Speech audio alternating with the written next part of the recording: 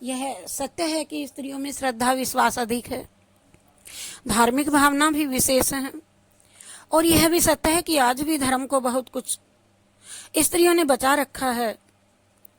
पढ़े लिखे बाबुओं को जहाँ ना तो कोई छुट्टी है, कोई अवकाश है और ना ही श्रद्धा है उनमें, वहाँ उनकी माता और पत्नियां पुत्र और पति की मंगल कामना से, परलोक के विश्वास से और आत्मो उद्धार के उद्देश्य से धर्म का आचरण, भगवान का भजन, दान पुण्य, अतिथि सत्कार, पूजा पाठ और व्रतों वास करती हैं, कथाएं करती हैं, कीर्तन सुनती हैं, सुनाती हैं, मंदिरों में देव दर्शनों को ये जाती हैं और तीर्थों में जाकर के संत महात्माओं के दर्शन से सत्संग भी करती हैं।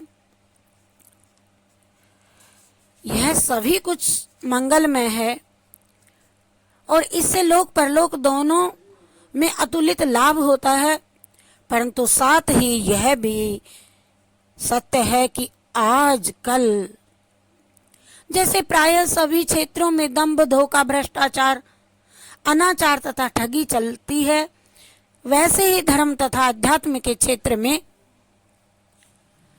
अनाचार और धोखा बड़ी बेसुमारी से चल रहा है। बल्कि यह भी कहा जा सकता है कि इस क्षेत्र में आजकल अनाचार का विशेष प्राबल्य है। कई तीर्थों में तो खास तौर पर अनाचार तथा व्यभिचार के अड्डे बने हुए हैं। गुरुओं की चारों ओर से बाढ़ आ गई है। जहां देखे वहां पीले वस्त्रों वाले बाबा, और लोगों के मन में खास करके सरल हृदय स्त्रियों के मनों में ये संस्कार बद्ध मूल कर दिए गए हैं कि गुरु से दीक्षा लिए, कान में मंत्र फूंकवावे, बिना आत्मोद्धार की कोई आशा ही नहीं है। लेकिन मैं ये कहती हूं कि स्त्री के लिए पति ही गुरु है। गुरु का दर्जा भगवान से भी ऊंचा है तथा गुरु को सर्वस्व अर्पण कर देना ही शिष्य या शिष्या का एकमात्र कर्तव्य है। सिद्धांत तो ये सत्य है कि परमार्थ मार्ग में सद्गुरु की आवश्यकता है और गुरु के प्रति समर्पण भाव भी अवश्य होना चाहिए। परंतु आजकल ना तो प्राय वैसे सद्गुरु ही है दृष्टिगोचर होते हैं और ना विशुद्ध आत्मसमर्पण का भाव ही है। फिर स्त्रियों के लिए तो एकमात्र पति ही परम गति, परम देवता और परम गुरु माने गए हैं। उन्हें अन्य गुरु करने की आवश्यकता ही नहीं है। यह ठीक है कि देवदासी प्रथा जैसे आरंभ में देवता के प्रति शुद्ध समर्पण भाव की द्योतक थी, परंतु पीछे से उसमें महान पाप आ गया। उसी प्रकार गुरुकरण प्रथा का मूल भी जय श्री कृष्ण पवित्र था, परंतु आजकल तो इसका बहुत बड़ा दुरुपयोग हो रहा है। क्या असल में स्त्रियों को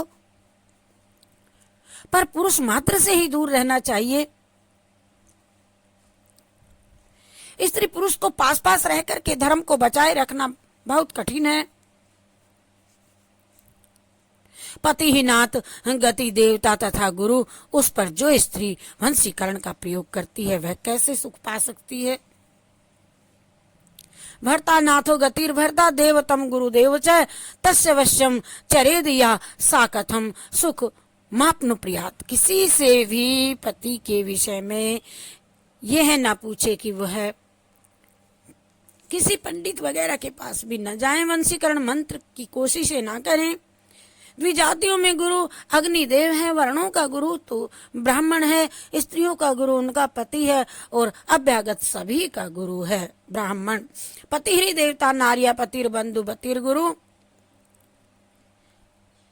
प्राणेरपि प्रियम तस्माद् भर्तु कार्यम विशेषता।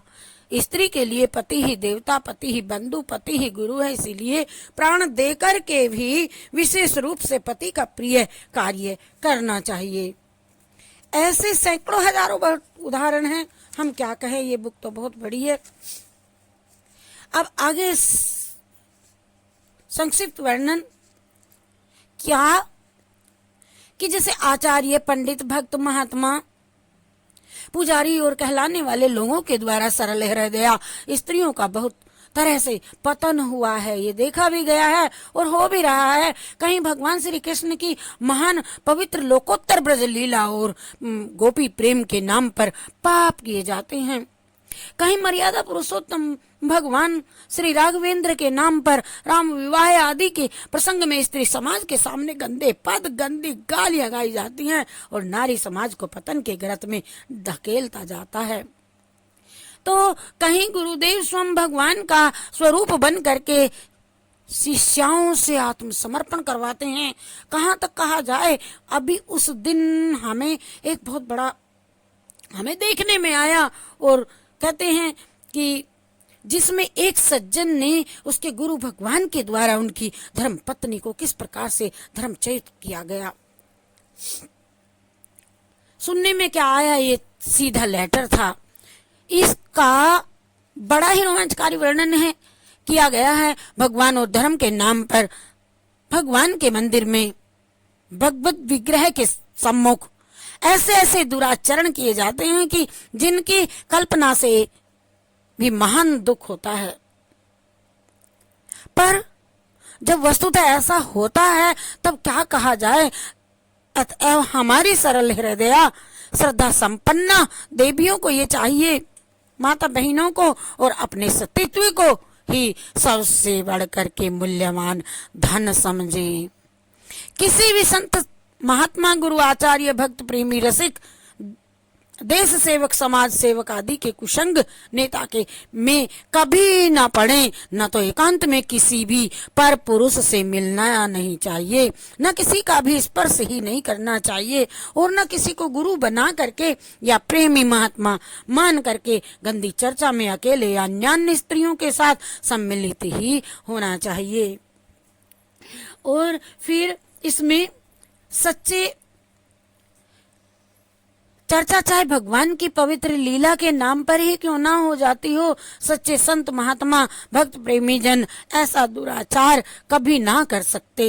ऐसा करते हैं वे संत महात्माओं के वेश में छिपे हुए पापी हैं, जो अपनी कुत्सित कामना की पूर्ति के लिए स्वांग धारण करके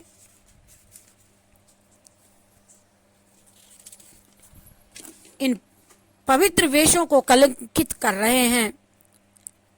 और सच तो ये है कि इस घोर कलयुग में ऐसे लोग बहुत हो गए हैं, इनसे बचना चाहिए। जैसे धर्म के क्षेत्र में ये बुराई है नहीं कहना चाहिए, वैसे ही राजनीतिक सामाजिक क्षेत्र में भी, घर में भी,